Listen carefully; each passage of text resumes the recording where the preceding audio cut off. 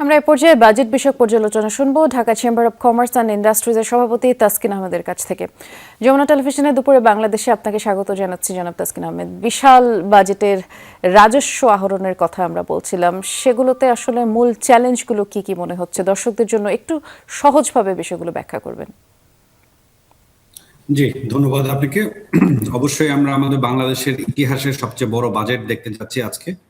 এর সাথেও যেখানে প্রায় গত অর্থ বছরের থেকে ১৯ শতক প্রায় বাড়তি একটা বাজেট, কিন্তু এর আহরণ রেভিনিউ টার্গেট প্রায় ৩০ শতক বাড়িয়ে ধরা হয়েছে। তো আমরা এক বাক্যে বলতে পারি এটি একটি জনবান্ধব এবং প্রতিশ্রুতির বাজেট, যেটা বিএনপি সরকার এত বড় একটা ম্যান্ডেট নিয়ে এসেছে এবং ওনারা প্রথম থেকে বলেছেন যে ২০৩৪ সালের মধ্যে $1 একটা অর্থনীতি এবং ১ কোটি কর্মসংস্থান আগামী ৫ বছরের মধ্যে দেওয়ার জন্য যে ব্যবসা বান্ধব একটা বাজেটের জন্য ওনারা কাজ করবেন এবং একটা ভঙ্গুর অর্থনীতি যেটা ওনারা ইনহেরিট করেছেন, এটার জন্য ১ বছর, ৩ বছর এবং ৫ বছরই একটি সুপরিকল্পনা আমরা এই বাজেটে দেখতে পাচ্ছি।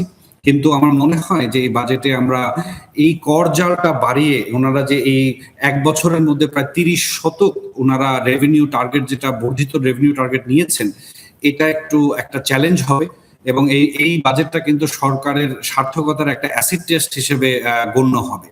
তো আমরা মনে করি যে এটার এই প্রায় ৭ লক্ষ কোটি টাকা যে গভর্নমেন্ট রেভিনিউর একটা টার্গেট ধরেছে, এটা একটা যথেষ্ট চ্যালেঞ্জ সরকারের জন্য এবং ওনারা কিভাবে এইটাকে কি স্ট্র্যাটেজিতে ওনারা এটাকে অ্যাকুমুলেট করতে পারবেন, টার্গেটটা ফিল আপ করতে পারবেন, সেটা কিন্তু দেখার একটা বিষয় রয়ে যাচ্ছে।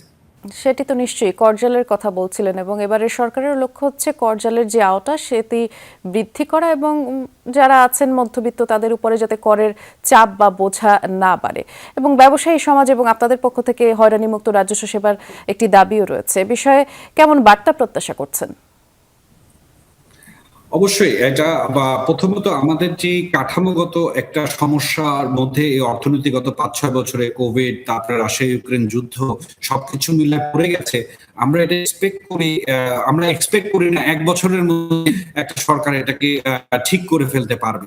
কিন্তু আমরা এই বাজেট থেকে যে এটার একটা রোড ম্যাপ এক্সপেক্ট করছি যে আগামী ২ থেকে ৩ বছরের মধ্যে কিভাবে ওনারা আবার আপনারা দেখেছেন যে ওনারা মূল্যস্ফীতিটাকে ৭.৫ নিয়ে আসার জন্য ওনারা কাজ করবেন। এই বাজেটটা একটা সহায়ক হবে।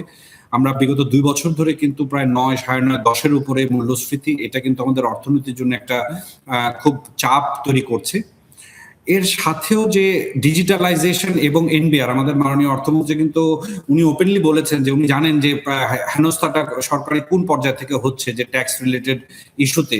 তো উনি কমিটমেন্ট করেছেন যে কমপ্লিট ডিজিটালাইজেশন করে ফেলবেন। এটার একটা সুনির্দিষ্ট রোডম্যাপ আমরা দেখছি যে একটা নতুন কোম্পানি শুরু করার জন্য ৭ দিনের মধ্যে লাইসেন্স দিয়ে দিবেন এবং আস্তে আস্তে আমাদের পার্সোনাল ট্যাক্সের মতো কোম্পানি ট্যাক্স গুলোও কিন্তু বাধ্যতামূলক অনলাইন দিয়ে দিবেন। তো these are very important and যুগান্তকারী স্টেপস এই বাজেটে আমরা দেখতে যাচ্ছি।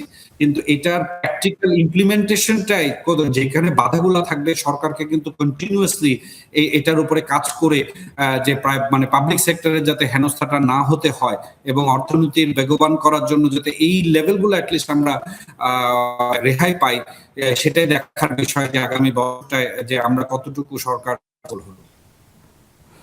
বাজেট বিষয়ক বেশ কিছু পর্যালোচনা শুনছিলাম আপনার, জনাব তাসকিন আহমেদ। ধন্যবাদ আপনাকে।